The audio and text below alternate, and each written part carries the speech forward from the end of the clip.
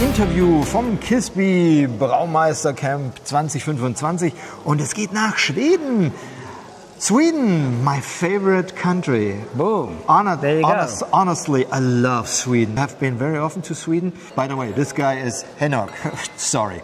And in Sweden, one of my biggest problems always was the thing with the alcohol. Alcohol is very expensive, and especially with beers, you only get the very downsized with alcohol. Is this still the same? Yes, so alcohol is expensive. We have high alcohol tax, but we also have a liquor monopoly in Sweden. So the only store chain that can sell beer over 3.5% ABV is owned by the government. So that limits what you can get in a normal store. And so you get maximum 3.5, and that's probably the beer that you've had that's watered down a little bit. Totally. Yeah. So now you are working for a brand I know as Ominpollo, and you do great beers. Do you do them for the Swedish market? Because we now talked about it's difficult. The market in Sweden, everything is watered down a little bit. Your beers are not watered down. So is it for the Swedish market? We started out very much as a brewery brewing for like-minded people anywhere in the world. So our business is very much an export business still today. We are 15 years old now, and during the pandemic, when we felt that the world kind of became hyper-local, we took the chance to open our own brewery. So after having done that, we've focused much more on the Swedish market. You can sell beer that is higher than 3.5, but you have to go through this store chain. And we've also kind of, I wouldn't say refocused, but we've focused more on lager beer, for example. So that's naturally lended itself to like having a home market that's growing and thriving, hopefully, for many years to come. The beer scene in Sweden, is it a growing scene? I think contrary to Austria, Germany and the greater region that we're in, where beer has always had a very important place in terms of quality, in terms of everyday life, in terms of culture, Sweden has not come from that place. It's just been a less sophisticated drinking culture, as you mentioned. Like what you're mentioning is quite extreme, but it's true to a certain extent, you know? Yeah. And so what's happened, I find, is that just as Swedes have discovered good quality in terms of other food products, like olive oil, coffee, chocolate, they have discovered beer. So it's definitely growing, and it's definitely been a focus area for the Swedish liquor monopoly, but also the Swedish consumer to discover good beer. I think Sweden per capita is the #1 country in terms of drinking single malt whiskey, for example. Okay. So it's like there's, on the one hand, this like complicated relationship to alcohol, and like the cheap products or premium like brought forward, but there's also a quality consciousness that's being applied to beer, I find. Okay. So you have a small but sophisticated drinking fandoms for beer.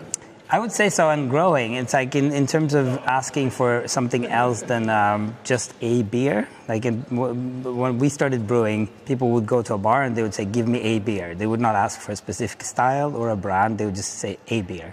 That's changed. I think people come in and they will say, do you have an IPA? Do you have a certain style of lager beer? Like being a little bit more mindful around what they're asking for. That's happening already. So what kind of beer do you brew at Ominpollo? We brew, I get that question a lot. We brew whatever we want to drink at the time. And I love all beer, to be fair, if it's made well. And so we try to focus on kind of having a sound to our beer, something that's recognizable in terms of how we approach a style, but try not to limit ourselves to specific styles or ABVs or price point. Some beers are more expensive, some are cheaper, some are high in ABV, some are lower. But what I guess ties the beers together is we think that they should be intuitive. Not messy, They should send a clear message to the consumer, and they should delight. Like, you should feel that you're in for a treat, an experience. That's important. So how does the consumers see it's an Ominpollo beer? I would guess on your labels, because your labels are very colorful usually, and it's very clear that you have the colors, you have the label, you have Ominpollo, and then the style sometimes even is not seeable at the first moment. Yeah, no, that's a good analysis. I was lucky to meet an incredible partner very early on. So we started the company together, me and my partner Carl Grandin. And Carl Grandin is an artist. For him, coming into the beer scene, he saw what was out there and kind of took his own spin on it. And it's, in my mind at least, changed what beer looks like partly. One thing we didn't do was we didn't write the brand name on the bottle. It was just art. That's it. And you turn the bottle around, you can see the brand, maybe you can see the style. Yeah, maybe. But for me as a brewer, it was a pleasure because I could brew a hoppy wheat beer and it would sell as fast as an IPA. People didn't get hooked up on the fact that it was, a wheat beer and not an IPA, because we didn't flaunt that as this unique selling point. Yeah. Carl's amazing, and it's been fantastic working with him. Well, that sounds great to me. So the other question is, how can we get Ominpollo in Germany? So we have an importer in Hamburg based called Brau-Szene, and they get our beer over as soon as we have some to ship, well-stocked beer shops and bars should be able to get some of it when it comes. We don't have unlimited supply, obviously, but we try to prioritize Europe and the EU specifically, so it shouldn't be a problem to get it if you're looking for it. What does the name Ominpollo refers to? That's the one question. Yes, it's a made-up word. The word omnipotence and the Spanish word for chicken, pollo. Yeah, pollo, yeah. It kind of came to me on a trip to Grenada as I was thinking about what this project was going to be called. It wasn't a brewery, it wasn't a profession, it was just a hobby at the time. And this idea of being able to be everywhere and do things that are powerful, but yet with a, less serious tone than another bird would kind of maybe convey.